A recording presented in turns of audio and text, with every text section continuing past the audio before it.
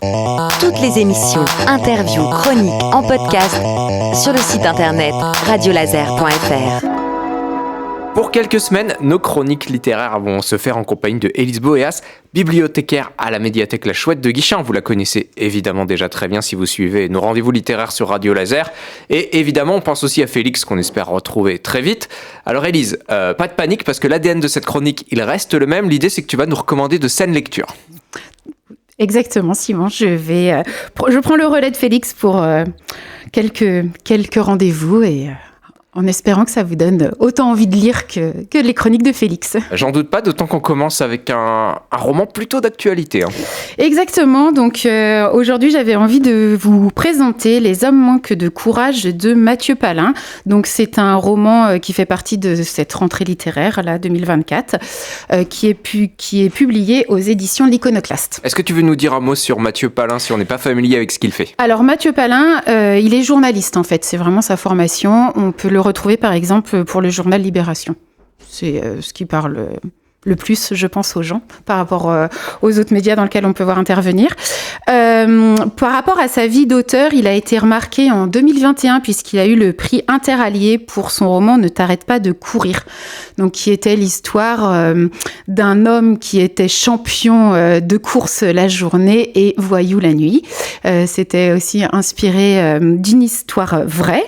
Et il a été très remarqué l'année dernière. Donc là, ce n'était pas pour un roman, mais c'était plus pour une enquête qu'il a menée, donc qui s'appelle Nos pères, nos frères, nos amis, une enquête sur la violence des hommes, pourquoi et quelle est l'origine. Bon, on sent un fil rouge avec la masculinité dans son travail en tout cas. Oui, en fait, j'ai eu l'occasion moi d'écouter des podcasts de lui, d'ailleurs je vous en recommande un, c'est un podcast qui s'appelle La Matrescence et il y a tout un épisode où c'est Mathieu Palin qui revient justement sur cette enquête qu'il a menée parce que il s'est vraiment lui remis en question. Il a d'abord commencé en fait par son cercle proche, les relations homme-femme, lui en tant que fils, son père par rapport à sa mère, et puis petit à petit il est allé plus loin jusqu'à aller en prison, rencontrer des hommes incarcérés donc pour violence.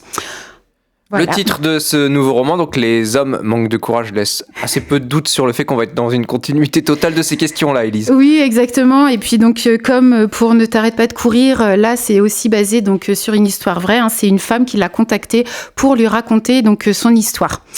Donc cette histoire, je vous dis ce qu'elle est. En fait, Jessie, donc qui est prof de maths, là, elle est dans un moment de sa vie où elle se sent un peu dépassée par son quotidien, surtout par rapport à son fils adolescent.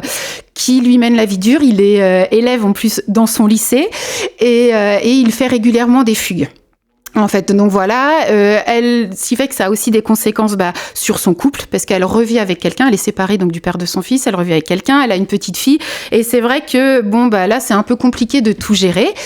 Et l'histoire en fait commence vraiment donc dès les premières pages. Il y a son fils qui était encore en fugue pour la énième fois. Là, ça faisait donc 3 jours qu'il était parti. Il l'appelle et il lui dit « Viens me chercher tout de suite ». Donc, je pense qu'elle a le réflexe que beaucoup de mères auraient, c'est qu'elle prend sa voiture et elle part. Là, elle arrive dans une soirée très alcoolisée et elle découvre son fils avec sa petite amie qui est au bord d'un coma éthylique. Et en gros, il lui dit qu'il a fait une grosse connerie et à savoir qu'il a abusé d'elle, il l'a violée. Bon, c'est assez glaçant comme base pour un roman. C'est ça, ouais, c'est vraiment...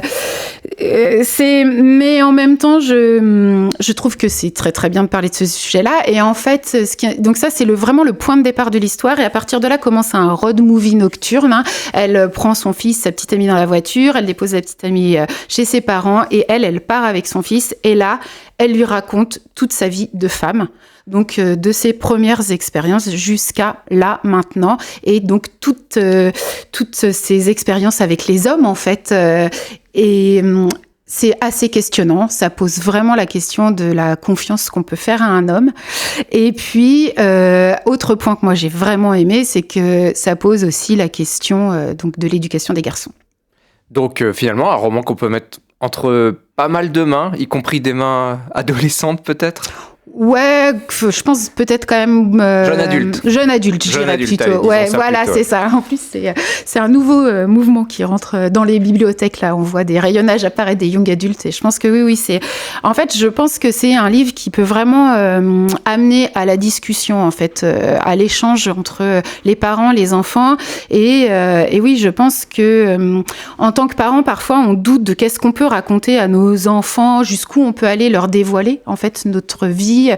Et là, c'est ce qu'on voit, en fait. Il y a des choses qu'elle n'a pas osé dire à son fils. Et en fait, là, elle se dit, en fait, s'il faut le dire, parce qu'il ne faut pas que ce que j'ai vécu se reproduise, en fait. Ouais, Élise, on l'a compris, c'est un bon support pour entamer des discussions qui sont totalement importantes aujourd'hui, avec les questions qu'on se pose j'arrive même pas à utiliser ce mot, mais... Socialement parlant. Merci, voilà, exactement.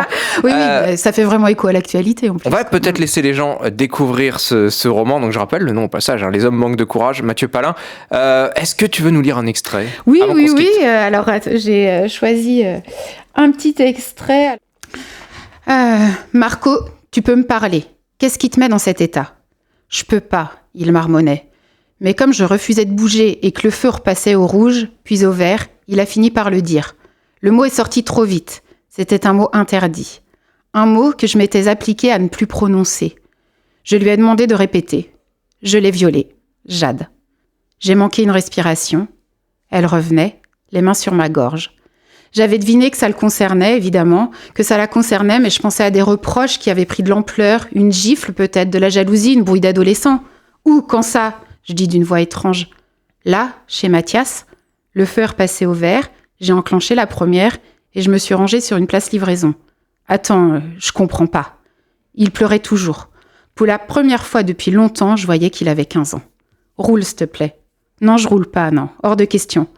Mais c'est pas ce que tu crois, il a bégayé. Je crois rien du tout, je veux la vérité. Laisse-moi parler alors, il a hurlé. Elle avait bu. Il s'est redressé et a chassé les larmes qui lui floutaient la vue.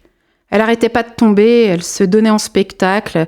Je lui ai dit d'aller se reposer dans cette chambre-là avec la salle de bain. Et quoi ? Il s'est passé quoi dans cette salle de bain ? Rien, il s'est rien passé. Je suis venue voir si ça allait. Elle dormait. Je me suis allongée à côté. Elle m'a dit qu'elle avait ses règles, je savais qu'elle mentait. Et ?